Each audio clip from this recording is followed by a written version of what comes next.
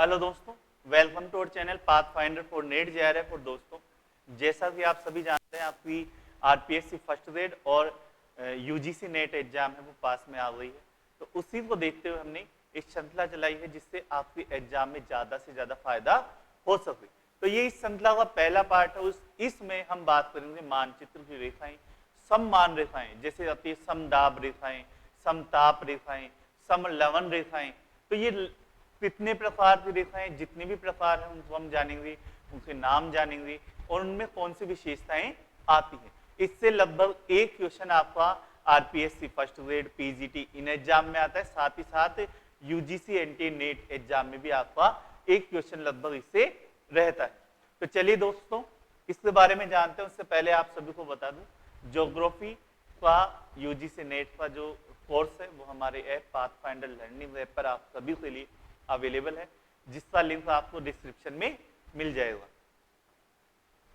साथ ही साथ test series भी उसमें आपको अवेलेबल है। चलिए, तो पहली जो रेखा है वो कौन सी है? समोच्च रेखाएं। ठीक है, समोच्च रेखाएं कौन सी होती है? जो समान ऊंचाई वाले स्थानों को मिलाती है, उन्हें समोच्च रेखाएं कहा जाता है। तो समोच्च रेखाएं समान ऊंचाई वाले स्थानों को मिलाने वाली रेखाएं। आइसोबाथ, आइसोबाथ यानी समान गहराई के समुद्र जल को मिलाने वाली रेखाएं हैं, वो आइसोबाथ कहलाती है। अगर समदाब रेखाओं की बात करें तो वो कौन सी होती है? जिन्हें आइसोबार कहा जाता है। ठीक है, तो ये होती है समान वायुदाब वाले स्थानों को जोड़ने वाली रेखाएं हैं, वो समदाब रेखाएं आइसोबार रेखाएं कहलाती है। अगर हम बात करें आइसोबाथिवर्म, ये कौन सी रेखाएं होती है? समुद्र जल के समान तापमान को मिलाने वाली रेखाएं। यानी समुद्र जल में तापमान अलग रहता है, स्थल में तापमान अलग रहता है, पृथ्वी के अंदर तापमान अलग रहता है। तो जो समुद्र जल में समान तापमान वाली रेखाएं हैं उन्हें हम आइसोबाथिवर्म के नाम से जानते हैं।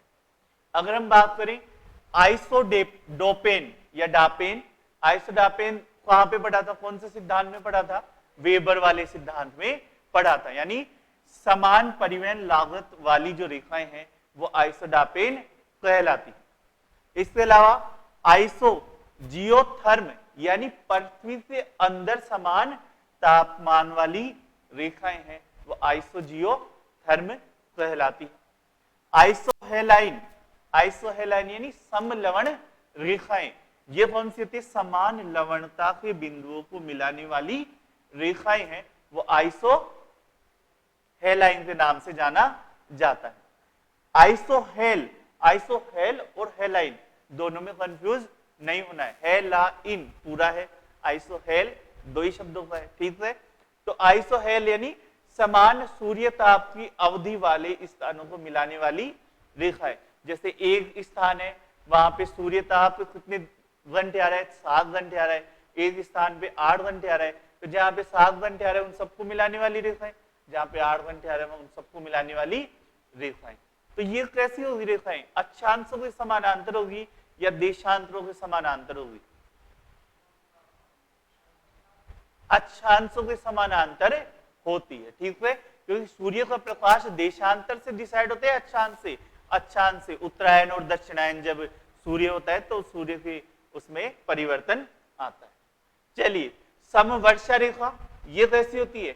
समान वर्षा वाले स्थानों को जोड़ने वाली रेखाएं, यानी जहां पे समान वर्षा होती है, बादल नहीं, वर्षा। बादल वाली दूसरी है। ठीक है, अब आ जाते हैं आइसोनिफ। ठीक है, ये कौन सी होती है? आइसोनिफ, ये समान हिम वाले स्थानों को मिलाने वाली रेखा है, जहां पे समान हिम है, जहां पे बर्फ की मात्रा समान है, उसे मिलाने वाली रेखा है। आइसोनेफ, ये नेफ है वो निफ है, इन दोनों में अंतर समझना। ये NEPH है, ये NIF है। ठीक है, तो आइसोनेफ यानी सममेघ रेखा, ये होती है समान औसत मेघाच्छादन वाले स्थानों को मिलाने वाली रेखा है। तो कंफ्यूजन तो इनमें होगा, नेफ और निफ में। ठीक है, एक तो इसमें कंफ्यूज नहीं होना है, और आइसोहेलाइन और आइसोहेल इन दोनों में कंफ्यूज नहीं होना है। फिर आ जाता है आइसोफाइट, समान ऊंचाई वाली वनस्पतियों को दर्शाने वाली रेखाएं। हिमालय में जैसे देखा है ना, वनस्पतियां ऊंचाई के साथ अलग अलग पाई जाती है। पूर्वी हिमालय में अलग ऊंचाइयां रहती होंगी, पश्चिमी हिमालय में अलग ऊंचाई। वनस्पतियां ज्यादा वहां पर पाई जाती है ऊंचाई तक, पूर्वी हिमालय में या पश्चिम में? पूर्वी हिमालय में ज्यादा ऊंचाई तक पाई जाती है। ठीक है, चलिए समभूकंपी रेखा आइसोसिस्मल लाइन, ये कौन सी होती है? समान भूकंपीय तीव्रता को मिलाने वाली रेखा। समान भूकंपीय तीव्रता को मिलाने वाली रेखा, जहां पे भूकंप के झटके हैं वो समान तीव्रता से आते हैं। ठीक है, उसके अलावा कौन सी आ जाती है? समताप रेखा आइसोथर्म, समान ताप व ऊंचाई वाले स्थानों को मिलाने वाली रेखाएं हैं, वो समताप रेखाएं कहलाती है। फिर आ जाता है आइसोनोमल, आइसोनोमल यानी तापीय विसंगति वाली रेखाएं। आइसोनोमल यानी तापीय विसंगतियां कहां पर है? उन स्थानों को मिलाने वाली रेखाएं। फिर उसके बाद में आ जाता है आइसोग्लास, यानी किसी प्रदेश में भाषाओं को विभक्त करने वाली सीमा रेखा, यानी प्रदेश को भाषाओं के आधार पर हम बांट रहे हैं। जैसे इस लाइन के बाद में दूसरी भाषा बोली जाती है, इस लाइन के बाद में दूसरी बात, तो वो रेखा है आइसोग्लास है, वो कहलाती है। ग्लोस भी बोल देते हैं, है ना। फिर आ जाता है जनसंख्या चार्ट, जनसंख्या आदि के लिए तैयार किया गया विशिष्ट चार्ट है, वो इसमें शामिल होता है। सामान्य तो कौन सा चार्ट बनाते हैं हम इसमें जनसंख्या के लिए? बताना, कमेंट में बताना सब देखे। आइसोबेनिक लाइन, ये कौन सी होती है? समचुंबकीय नति रेखा, समान चुंबकीय नति रेखा है वो आइसोगोनिक लाइन कहलाती है। फिर उसके अलावा है एगोनिल लाइन, ये कौन सी लाइन होती है? समान चुंबकीय नति वाली रेखा। फिर उसके अलावा आ जाते हैं लोक्सोड्रम, ये क्या होता है? मर्केटल प्रक्षेप पर किसी दो स्थान को मिलाने वाली रेखा, इसे लंब लाइन के नाम से भी जाना जाता है। ये इंपॉर्टेंट है, वेरी इंपॉर्टेंट है। ठीक है, वो सारे तो पूछे जाए, बहुत बार पूछे गए हैं, आइसोबार, आइसोथर्म, आइसोहेलाइन, आइसोहेल, लेकिन ये लाइन बहुत कम पूछी जाती है, तो इसे जरूर से याद रख लेना। लेट्सोड्रम या रंब लाइन, रंब, है ना, ये कौन सी होती है? मर्केटल प्रक्षेप पर किसी दो स्थानों को मिलाने वाली जो रेखा है उसे हम कहते हैं। प्लम्ब लाइन, ये कौन सी होती है? पृथ्वी की सतह से केंद्र को मिलाने वाली रेखा है। अब आप बोलोगे सर वो तो बराबर ही होगी हर जगह पे, ऐसा थोड़ी होगा। होगा क्या? जैसे अगर मैं ये बोलूं ये पृथ्वी का केंद्र है और ये उसकी सतह है, तो सतह पर यहाँ पे तो हिमालय बना हुआ है और यहाँ पे क्या बना हुआ है? मेरियाना ट्रेंच बना हुआ है। फिर यहाँ पे कोई दूसरा पर्वत आ जाता है, गर्त आ जाएगा, तो पृथ्वी की सतह ऐसी है, गोल है लेकिन इस तरह से है। ठीक है, एक में हिमालय उत्थान हो गया, एक में गर्त आ गया। ठीक है, तो उसमें ऊंचाई में अंतर आएगा या नहीं आएगा? यहां से आओगे तो अलग लाइन आएगी, यहां से आओगे तो अलग लाइन आएगी। तो जो ऐसी रेखा है उन्हें आइसो प्लम्ब लाइन या प्लम्ब लाइन है, इन्हें कहते हैं। फिर आ जाते हैं समस्थिति रेखा आइसोस्टेसी, ये कौन सी होती है? साम्य अवस्था या भू सतह में संतुलन, जो पृथ्वी पर हल्के पदार्थ और भूमिगत भारी शैल के पदार्थों में पाया जाता है। तो ये समस्थिति रेखा यानी बराबर या असमान घनत्व होते हुए भी पृथ्वी में सारी चीजें क्या है? एक लाइन पर स्थिति है, कोई ऊंचा है कोई नीचा है, फिर भी क्या है? पूरा बैलेंस एक साथ बना हुआ है, तो वो उस बैलेंस वाली लाइन इसे कहते हैं। फिर उसके अलावा जाएगा समवाह गति रेखा आइसोटेच, ये कौन सी होती है? मौसम मानचित्र पर उन स्थानों को मिलाने वाली रेखा जहां पर पवन गति समान पाई जाती।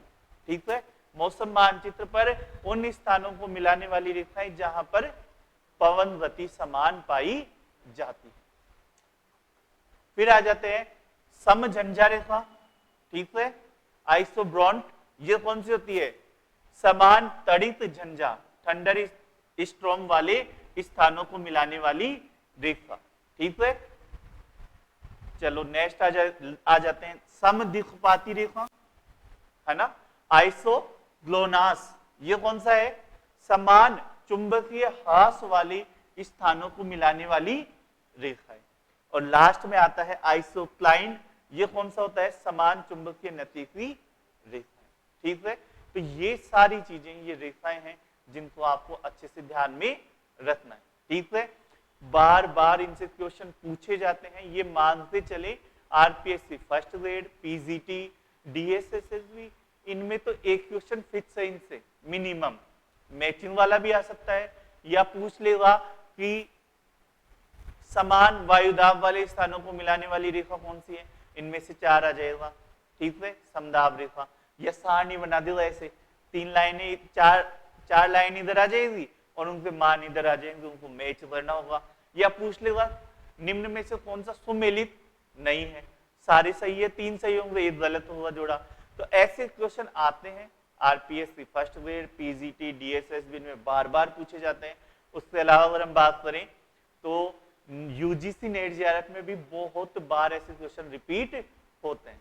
तो इन वीडियोस की जो श्रृंखला हम ला रहे हैं उसमें वैसे क्वेश्चंस पर, वैसे टॉपिक्स पर ध्यान दिया जा रहा है जो बार बार रिपीट हो रहे हैं, जिनसे क्वेश्चन है वो बार बार फ्रिक्वेंटली पूछे जा रहे हैं।